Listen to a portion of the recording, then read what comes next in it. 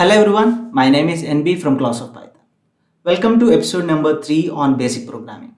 So without getting late, let's get started. Given 3 integers, line by line, print the maximum of 3 numbers. So we will be given with 3 integers and we need to print the maximum number. So there are a number of ways you can do this. We can do this. So what you need to do is either we can use a max function or we can use if else.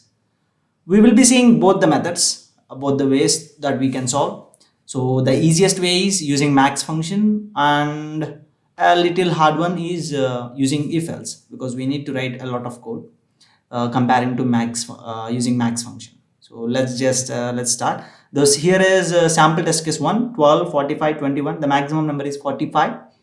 And the next sample test case is 0, 12, minus 1. And we can absolutely say that 12 is the maximum number of 3 numbers. So let's start solving the problem. So how do we take input from the user? Using input function, right? So input we are taken.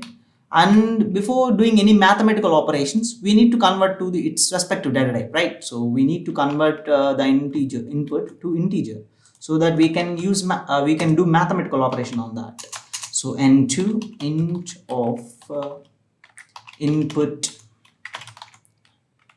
and here integer int, right? So n3 is equals to int of input, and we have taken 3 inputs. Let's just test if all 3 values are stored properly. So just run it.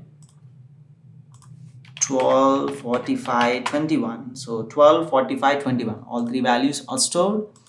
And what we need to do is we need to print the maximum element, right? So we can use the max function. Let's just say print.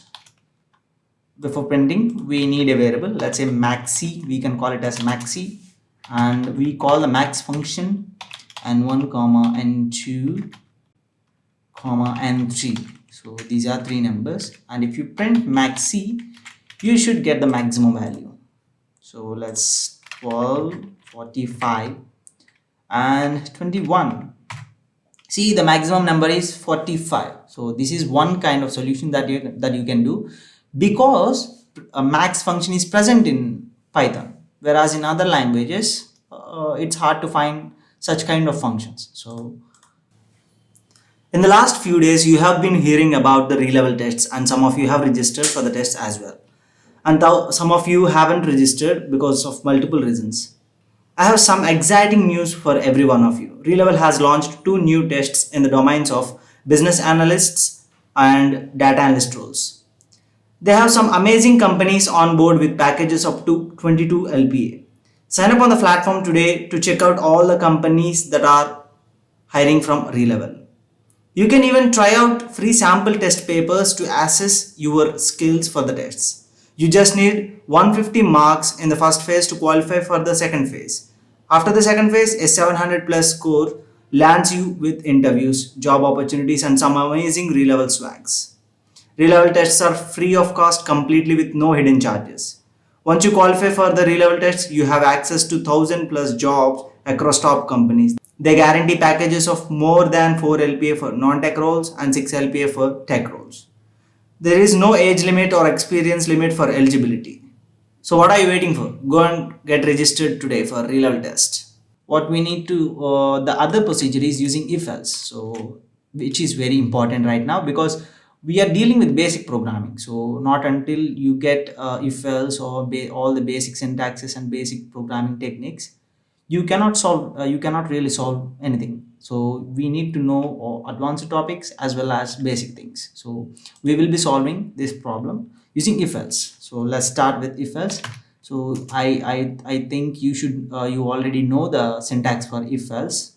So if n1 is greater than n2, and so then what we need to do is, let's just make max c is equals to 0 initially, or -1 or none. It's actually nothing. So let's make it 0.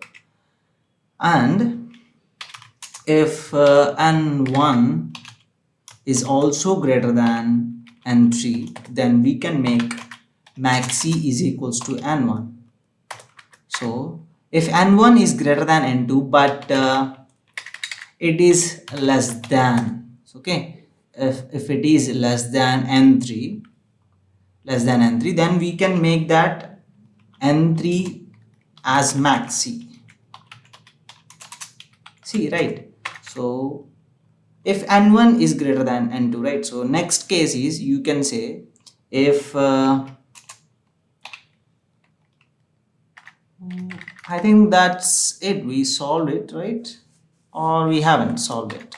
So let's just say for this condition else case. So for suppose if n2 is greater than n1, then what we need to consider, n2 is greater than n3, we need to check that, and max c is equals to n2. Else if n2 is greater than n1 but it is less than n3, then we need to make max c as n3. That's it.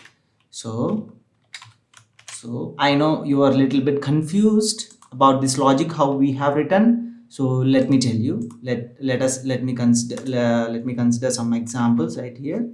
So okay, so for suppose, let me take this example, 12, 45 and 21. So first, these are n1, n2 and n3, right? So first we are comparing n1 and n2. So n1 is 12 and n2 is 45. So which is greater? N2 is greater. So n2 will be maxi at present. So which means n1 is greater than n2. This case will not be satisfied and else part will be executed. So once it comes to else part, we are comparing n2 with n3. So if n2 is greater than n3, then we can make n2 as maxi. Let's see, n2 is 45 and n3 is 21. So 45 is greater than n3, so 21. So maxi will be n2 and we can print that maxi right here. And if this case is different, let's just say 1 and here it is 0. So n1 is greater than n2. So n1 is greater than n2, that case is satisfied. And but if n1 and n1 greater than n3, so but here n1 is not greater than n3 because n3 is 21, right? So this case will not be satisfied and it will go to else part and it will make maxi as n3 because n3 is actually maximum value. So that is how the logic works. You need to think, we need to compare first two numbers and then we compare the maximum of the first two numbers with the next element, so that we can check whether that first number is greater than the remaining two numbers or not. So that is how we do. Let's just print the maxi. Okay. If you run this code, let's just say 1, 0 and 21. See, 21 is the maximum number, right? So that is how you solve maximum of 3 numbers. Or if you want to solve complicated problem, use 4 numbers or 5 numbers. Use if else conditions to get maximum of 4 numbers, maximum of 5 numbers or maximum of 6 numbers.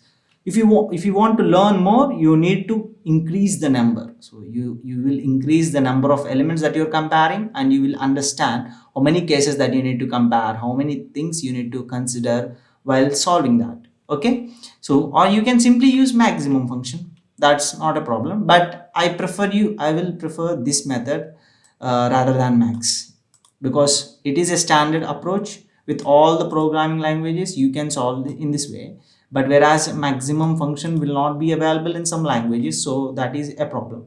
So that's all for this video. If you like this video, hit that like button and share it with your friends, and if you're new to this channel, consider subscribing. Thanks for watching. See you in the next one.